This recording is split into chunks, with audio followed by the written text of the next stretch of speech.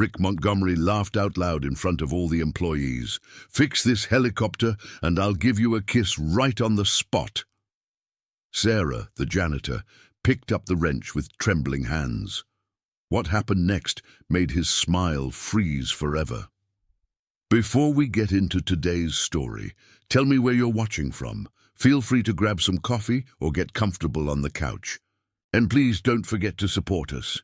You just need to hit the like button, and I'll know you enjoy this kind of story. So, you ready? Let's begin. The Helitech hangar was silent when Sarah arrived at 5 in the morning, just as she had for the past 3 years. Her calloused hands held a bucket and cleaning supplies as she observed the military helicopter that dominated the center of the space. It was an imposing machine, painted olive drab, but for weeks it had been sitting still like a sleeping giant. "Morning, Sarah," greeted Carl, the head mechanic, who was already hunched over the aircraft's control panel. His furrowed brows revealed another sleepless night spent trying to decipher the problem. "Morning, Carl. Still haven't figured out what's wrong." Carl sighed deeply, wiping his oily hands on his coveralls. 3 weeks, Sarah, 3 weeks and nothing. The engine starts, all systems seem normal, but when it's time to fly, it just doesn't respond to directional commands. It's like it has a mind of its own." Sarah nodded silently as she began to clean around the aircraft. Her eyes observed every detail, every exposed component. It wasn't just curiosity. It was a need she didn't fully understand herself. Machines had fascinated her since she was a child, but life had taken her down other paths. "Is Mr. Montgomery nervous?" she asked, feigning nonchalance.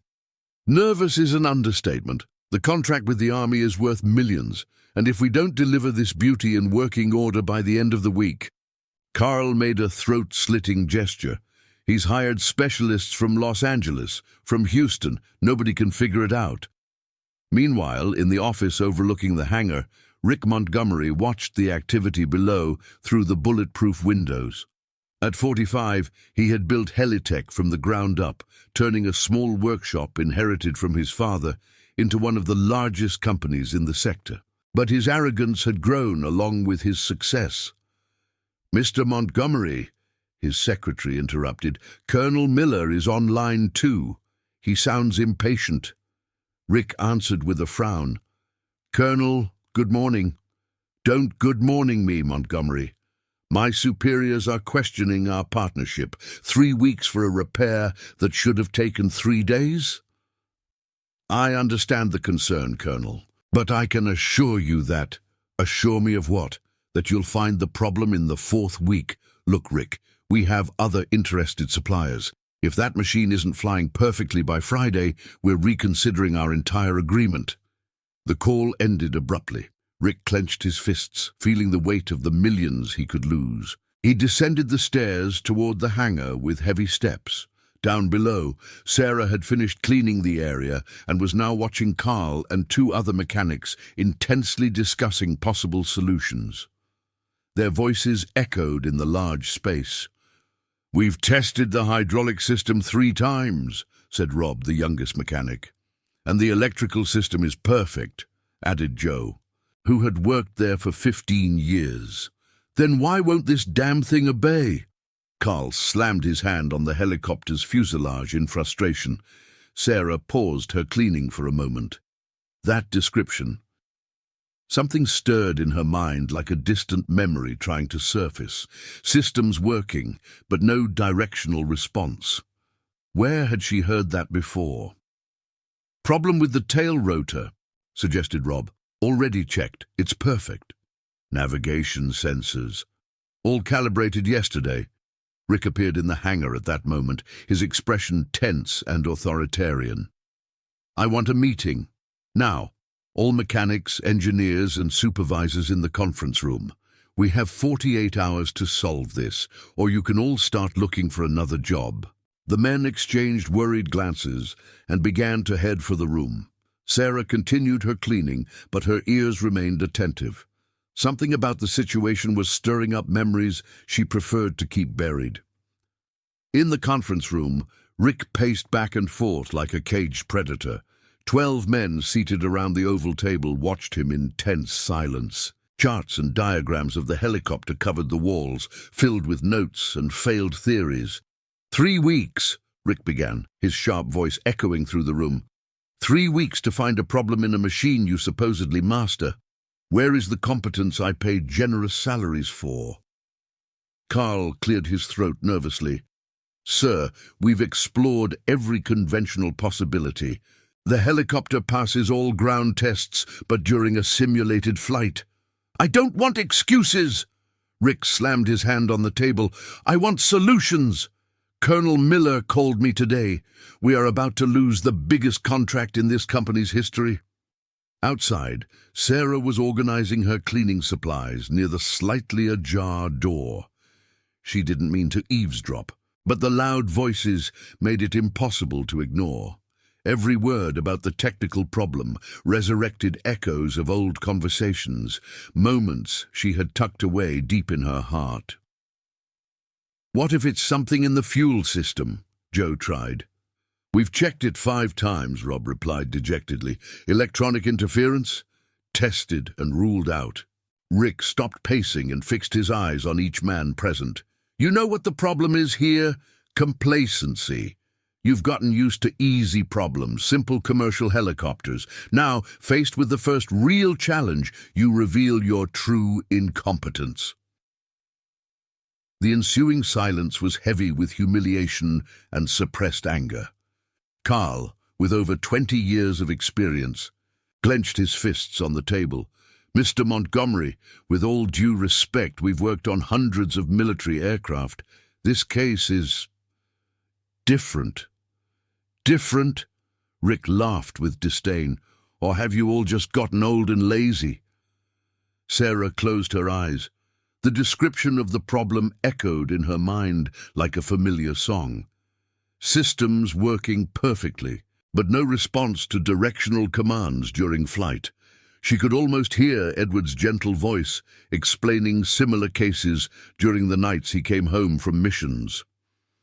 It was a rare problem, Edward had said years ago, stroking her hair while Isabella, still a baby, slept in his arms.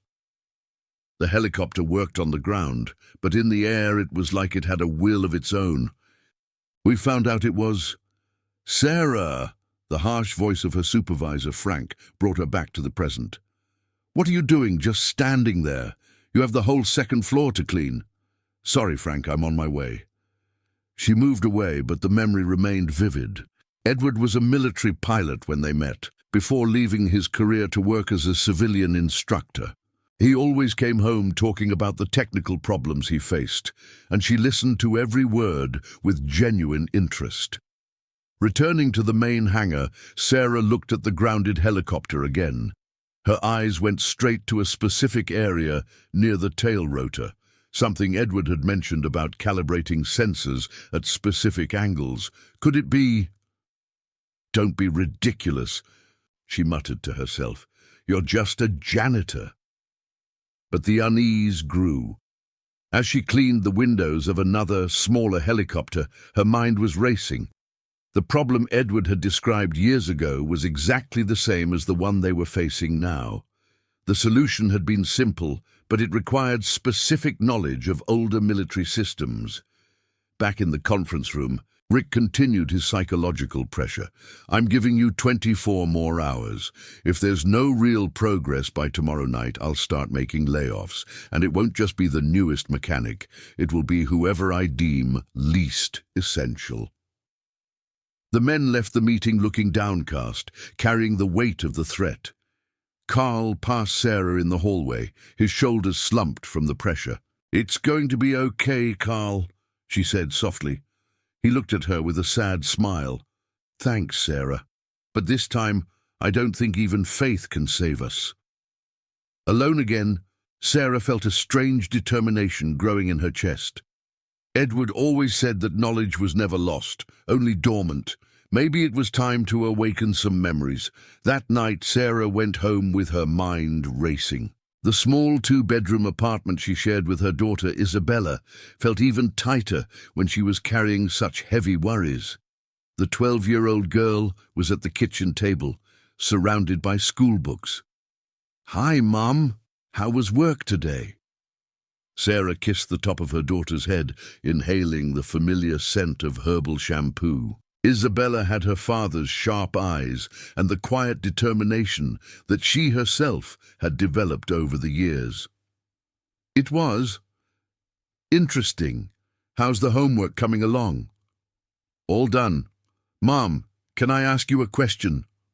Sarah sat down next to her daughter, noticing the seriousness on her young face. "Of course, sweetie. Do you miss Dad when you have hard problems at work?" The question hit Sarah like a punch to the gut. Edward had passed away in a car accident when Isabella was only 4, leaving a void she was still learning to carry. "Every single day, Isabella. But you know what he always told me? That we carry the people we love right here," she touched her chest over her heart, "and that they keep teaching us even when they're not with us anymore." "How?" Sarah smiled, remembering the nights Edward would come home excited, talking about the technical challenges at his job. "Your dad was a genius with machines.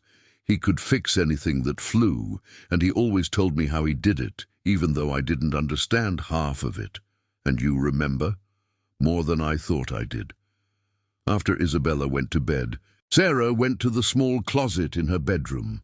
At the back, stored in a shoebox, was the technical journal Edward had kept. She had never had the courage to open it fully, but now she felt she had to. With trembling hands, she flipped through the pages filled with diagrams, technical notes, and specific cases. Edward's neat handwriting jumped off the pages like an intimate conversation across time. "Helicopter UH-60 Black Hawk, directional issue during flight," she read in a low voice. "System appears normal on the ground. Pilot reported loss of control during lateral maneuvers." Her heart sped up. It was the exact description she had heard in the hangar. Cause identified. Gyroscopic tail sensor miscalibrated at a specific angle, 47.3 degrees. Solution: manual recalibration via the auxiliary panel located behind the co-pilot seat. Procedure rarely documented in commercial manuals. Sarah read and reread the note. Edward had drawn a detailed diagram showing the exact location of the panel and the calibration sequence. Her hands began to shake. Could the company's helicopter have the same problem? What if she was right? How could a janitor suggest a solution that experienced mechanics couldn't find? She spent the rest of the night studying every note related to directional problems. Edward had documented at least 6 similar cases during his military career, all with the same root cause. It was a known issue among experienced pilots, but rarely taught in commercial maintenance courses. "Edward," she whispered to the framed photo on her nightstand, "are you trying to tell me something?" The next morning, Sarah arrived at work with a different energy. Her eyes went straight to the problem helicopter, and for the first time, instead of seeing it as an obstacle, she saw an opportunity. Carl and his team were already there, their tired faces betraying another night of frustrated work. "Anything yet?" Sarah asked as she organized her equipment. "Nothing. Mr. Montgomery gave us an ultimatum until tonight. If we don't fix it, he's firing half the team." Sarah's stomach tightened. Those men had families, responsibilities, and she might know how to help them. But who would believe a janitor who claimed to know the solution that experts couldn't find? The day would be decisive for all of them. The atmosphere in the hangar was as heavy as a storm about to break. Rick had spent the entire morning making calls to other suppliers, and everyone knew he was laying the groundwork to cancel contracts and fire employees. Sarah watched the mechanics work with growing desperation, testing and retesting the same components they had already checked dozens of times. "One more try on the hydraulic system," Carl said to his team, his voice hoarse with exhaustion. "Chief, we already tested that yesterday," Rob complained. "It's the 5th time this week." "Then test it again," Carl exploded, the pressure finally boiling over. "You got a better idea? Because I don't!" The awkward silence that followed was broken only by the clatter of tools. Sarah felt the weight of responsibility growing in her chest. Every minute that passed was one less minute to save the jobs of these good men. During lunch, while cleaning Rick's office, she overheard a phone call that sent a chill down her spine. "Yes, Colonel. I completely understand your position," Rick said into the phone.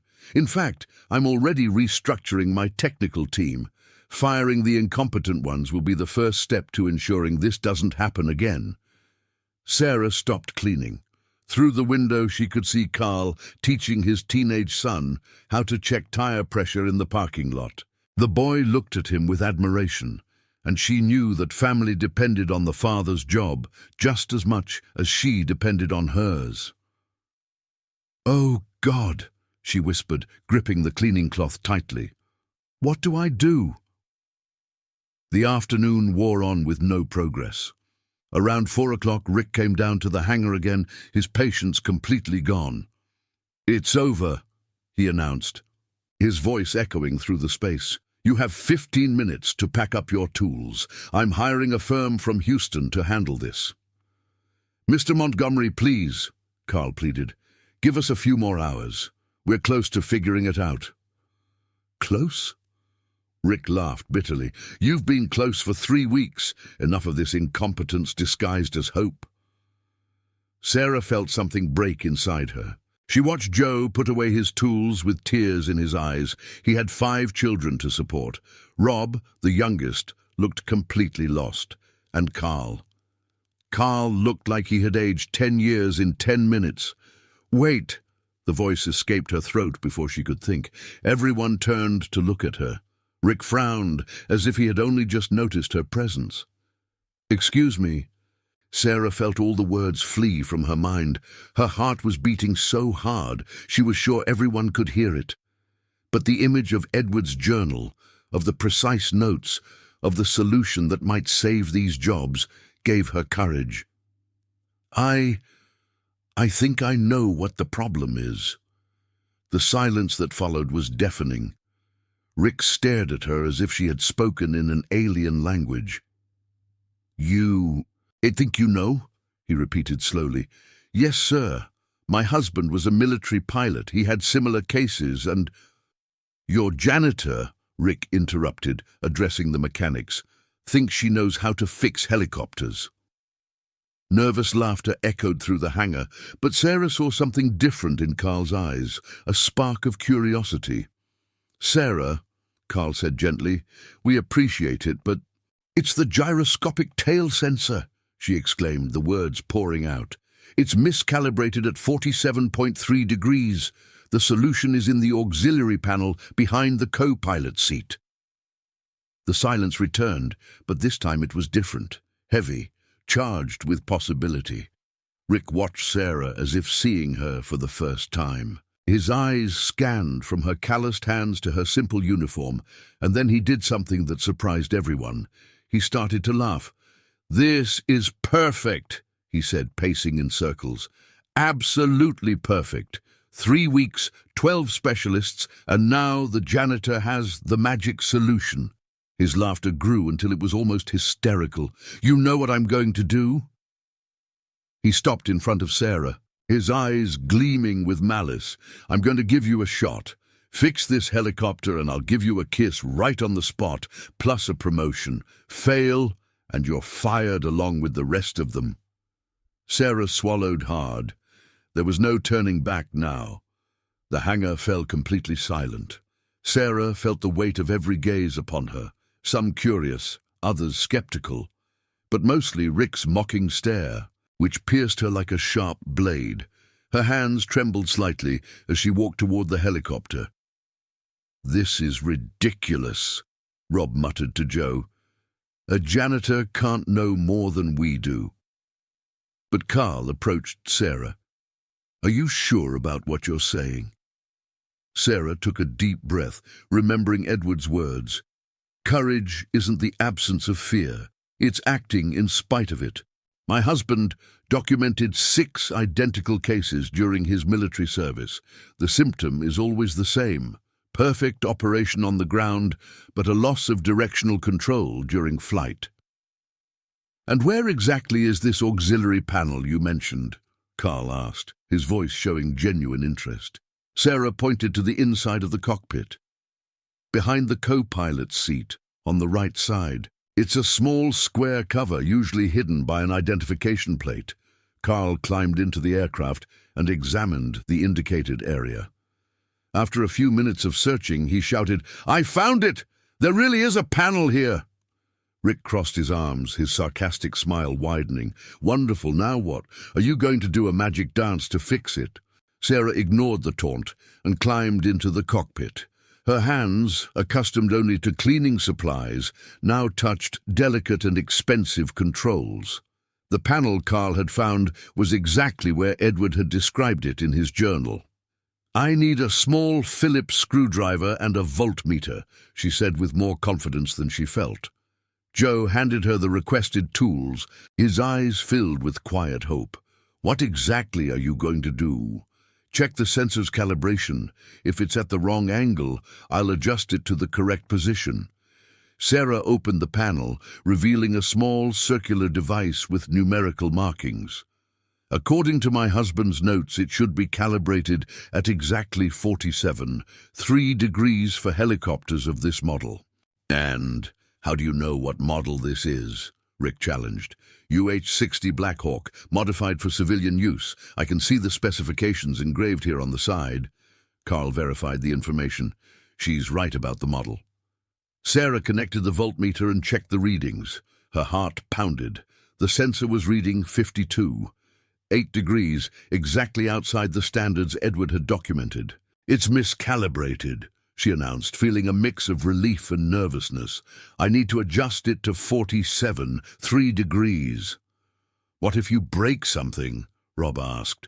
"Then you won't be in any worse a situation than you already are," Sarah replied, with a frankness that surprised everyone. Rick laughed again. At least she's honest about her impending incompetence. For the next 15 minutes, Sarah worked with a precision that amazed her. Her hands seemed to remember every explanation Edward had given, every diagram she had studied the night before.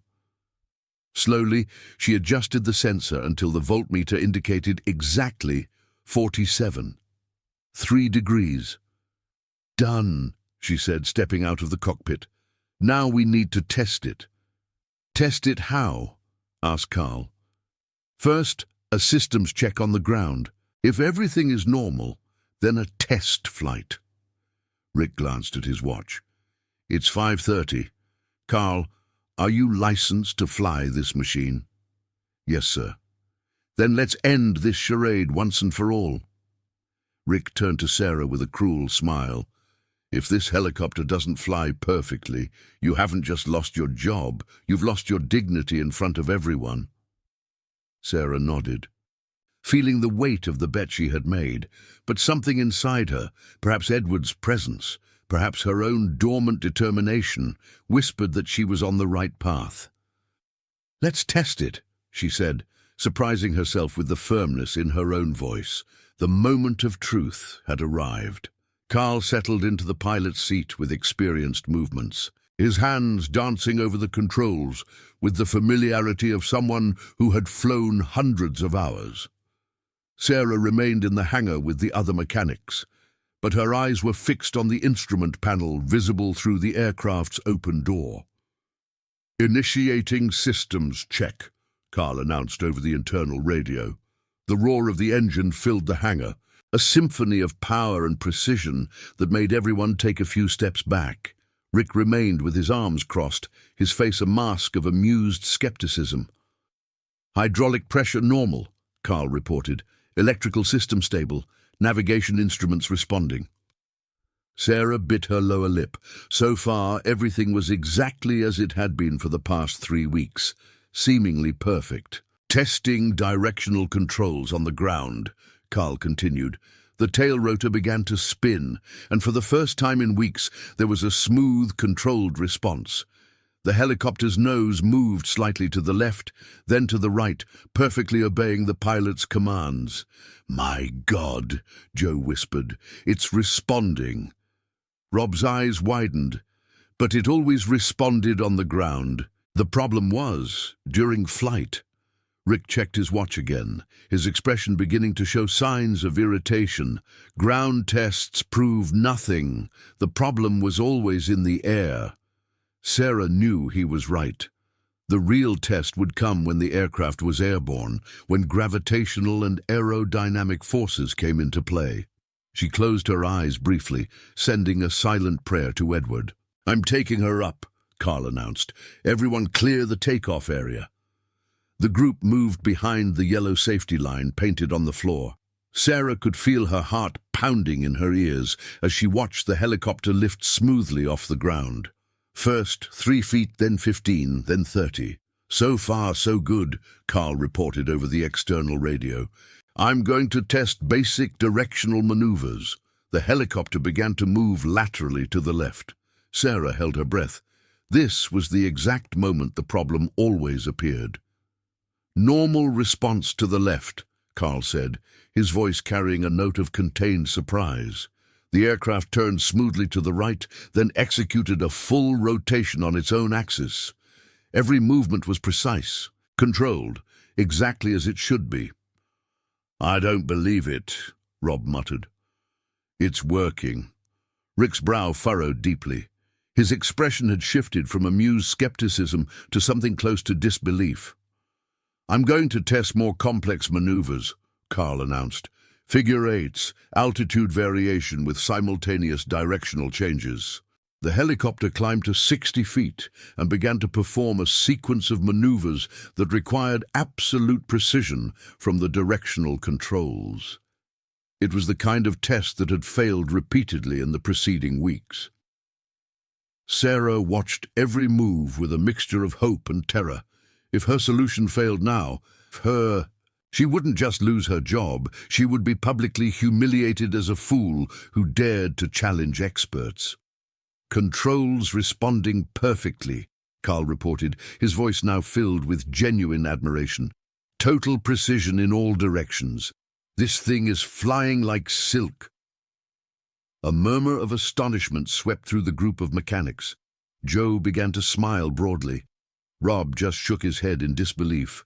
But it was Rick's expression that caught Sarah's attention.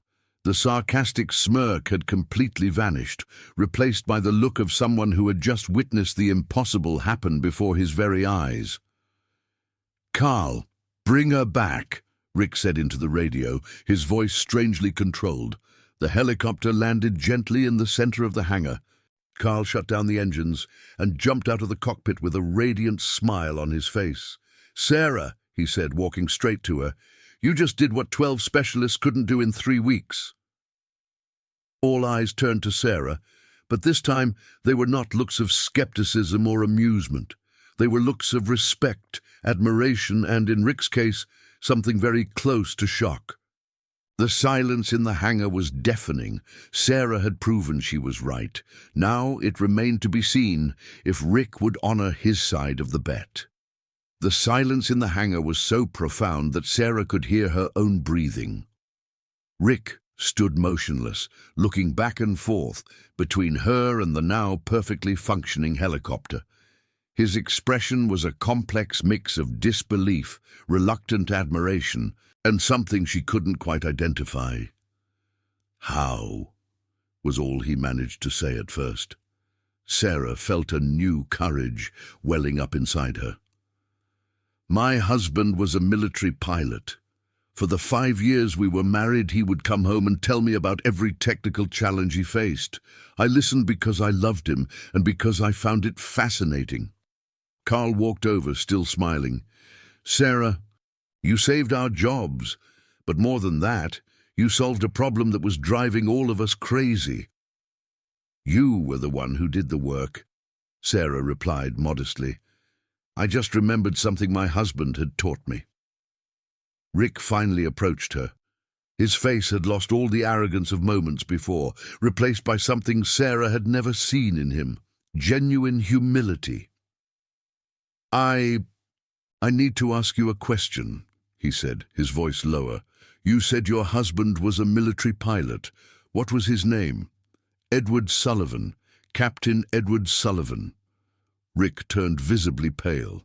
His legs seemed to weaken, and he had to lean against the side of the helicopter for support. "Edward Sullivan," he repeated slowly. Brown hair, small scar on his right eyebrow, specialized in night flights. Sarah's eyes widened. You knew him?" "Knew him?" Rick ran a hand through his hair, his voice trembling. "Sarah, Edward Sullivan saved my life." The hangar seemed to spin around Sarah. "What do you mean?"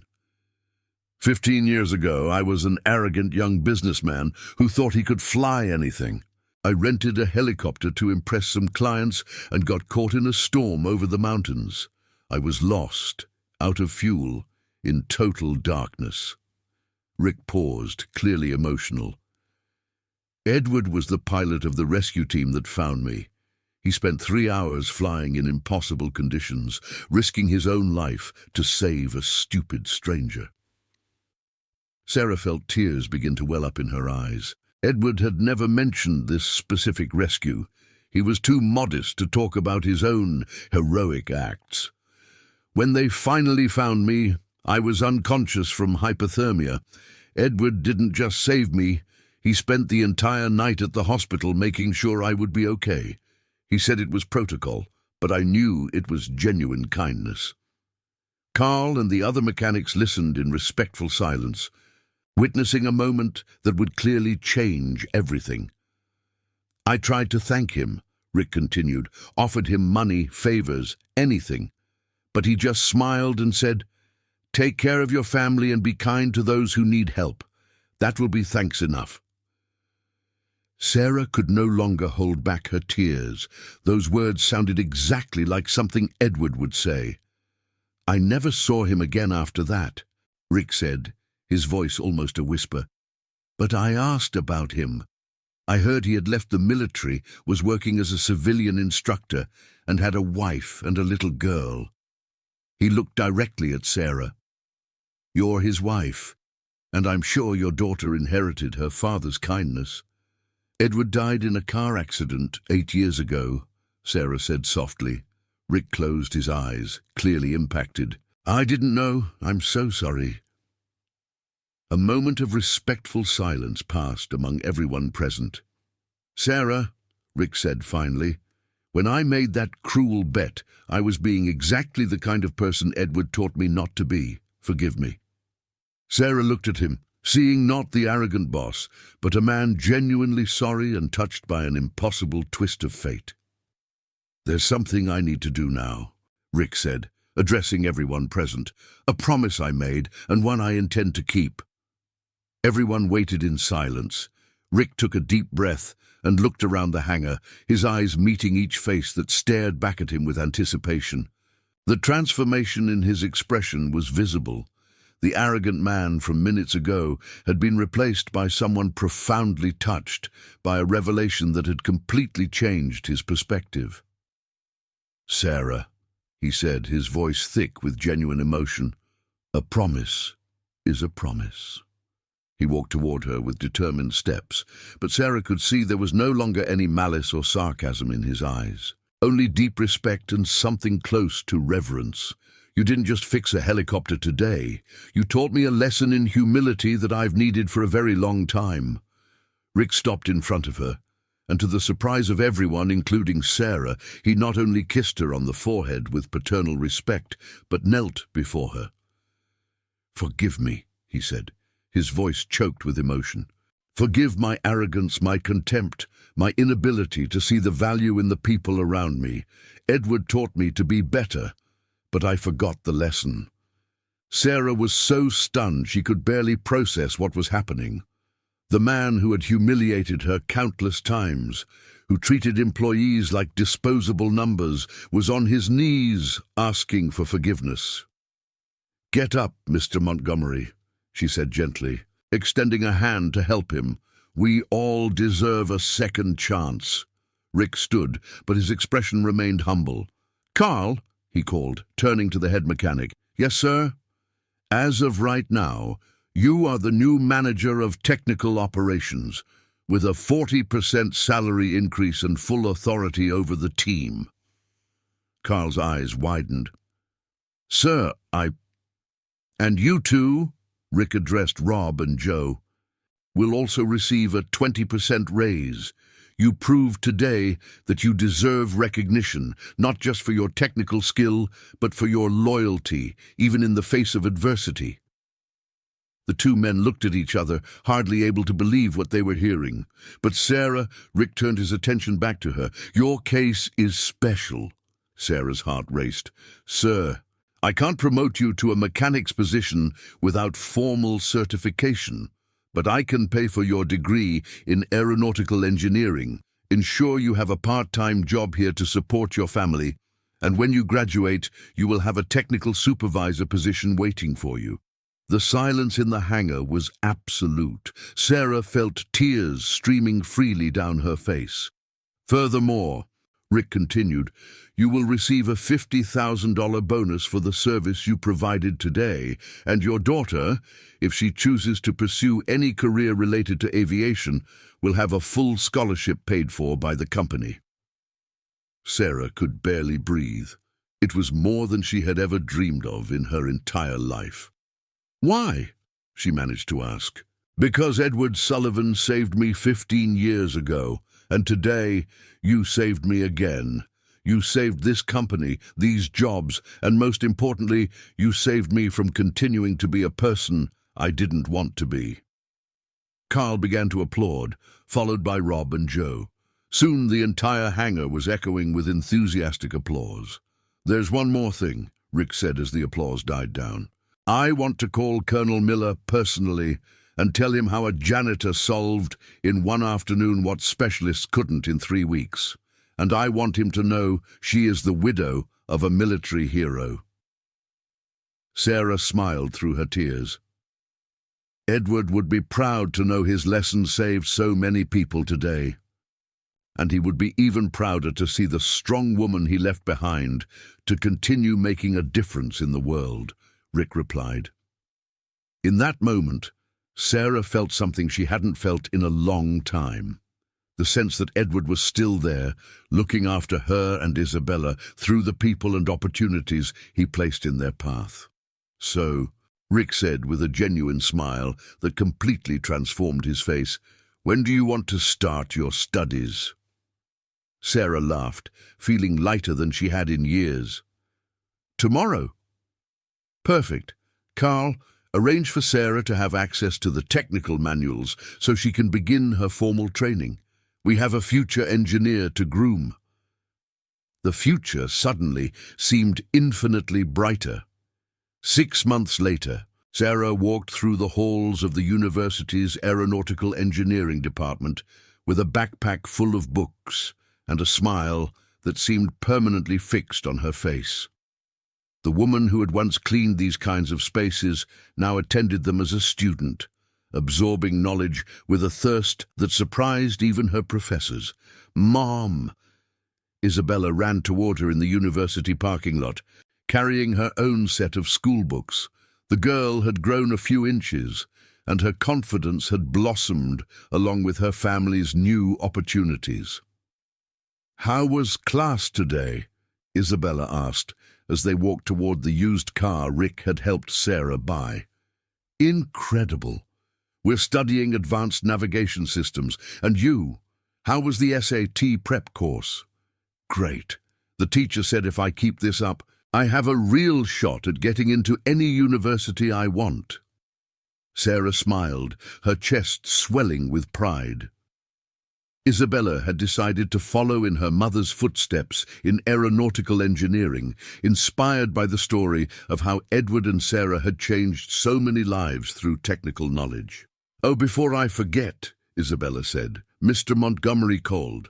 He said he has a surprise for us at the company. 40 minutes later, Sarah and Isabella walked into the Helitech hangar, which had been dramatically transformed in recent months. The space was more organized, employee morale was visibly higher, and there was a new sign at the entrance, the Edward Sullivan Center for Excellence. Sarah! Carl came to meet them, now wearing a blazer that signified his new position. "Perfect timing. Come see what arrived today." He led them to the center of the hangar, where a brand-new helicopter gleamed under the LED lights. But it wasn't the machine that caught Sarah's eye. It was the golden plaque affixed to its side, dedicated to the memory of Captain Edward Sullivan and the wisdom of his wife, Sarah Sullivan. Sarah brought her hand to her mouth, moved. Isabella squeezed her arm tightly. "Surprise!" Rick appeared beside them, his warm smile and expression that had become natural over the past few months. "This is our first helicopter in the new training line, and guess who's going to be one of the first to fly it when she finishes her degree?" "Me?" Sarah could barely whisper. "You." Carl suggested it, and I completely agreed. An aeronautical engineer who understands machines both theoretically and practically will be invaluable to our team. Rob and Joe approached, both also wearing new uniforms that reflected their promotions. "Sarah," Rob said, "we wanted to thank you again. My wife was finally able to get the surgery she needed, thanks to the improved health plan we got after the promotion. And my oldest son got into college with the scholarship the company offered for employees' children," added Joe, his eyes shining with gratitude. Sarah looked around, seeing not just machines and tools, but people whose lives had been touched by a chain of kindness that had started years ago with Edward, continued through the impossible bet of an arrogant man, and now spread to dozens of families. "You know what's most incredible about all this?" Sarah said, addressing the group. "Edward always said that kindness was like ripples in water. One positive action spreads out in ever-widening circles, touching people we can't even imagine." Rick nodded, clearly emotional. "And today, I can say I completely understand what he meant." "Mom," Isabella whispered, "I think Dad is seeing all of this." Sarah looked up at the hangar ceiling as if she could see through it to the infinite sky where Edward flew eternally. "I'm sure he is, sweetie, and I'm sure he's proud." The journey from janitor to engineer was just beginning, but the lives she had already transformed were the true testament to the power of knowledge shared with love. 2 years passed like a smooth flight through a clear sky.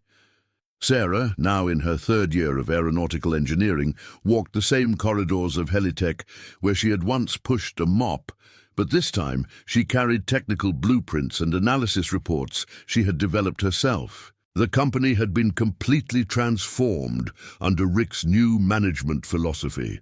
What had begun as a personal change, prompted by the discovery about Edward, had become a model of respectful, collaborative leadership that attracted some of the best professionals in the industry to Helitech. "Sarah, could you come to the conference room?" Rick called from the top of the stairs. At 50, he looked younger and happier than he had at 45. Humility had brought a peace to his face that arrogance never could. In the room, Sarah found a scene that made her smile. Carl, now the manager of technical operations, was presenting a project to a team of engineers, including Rob and Joe, who had completed company-sponsored technical courses. "Ah, Sarah, perfect," said Carl. "We were just discussing the proposal for the new Navy contract. They have an issue with their maritime helicopters that sounds familiar." Sarah examined the documents. It was a complex case involving navigation systems in a saline environment, but she could see patterns and potential solutions with a clarity that 2 years of formal study had refined. "Interesting," she murmured, making a few notes. "Have you considered the possibility of corrosion on the differential pressure sensors? Edward once mentioned a similar case." "And there she goes again," Joe joked, quoting from the mental manual of Captain Edward. Everyone laughed, but it was an affectionate laugh.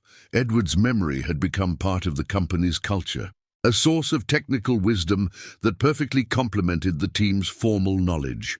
Speaking of Edward, Rick said. "I have something to show you." He led Sarah to the window overlooking the outer courtyard. There, a bronze statue of a pilot looking toward the sky had been installed, with a plaque that read, "In memory of all pilots who served to save lives. Edward Sullivan, a model of quiet heroism." "The unveiling is next week," Rick explained. "We've invited veterans from all over the country, and there's something else." He handed Sarah an official-looking envelope. "This arrived today, from the Department of Defense." With slightly trembling hands, Sarah opened the envelope.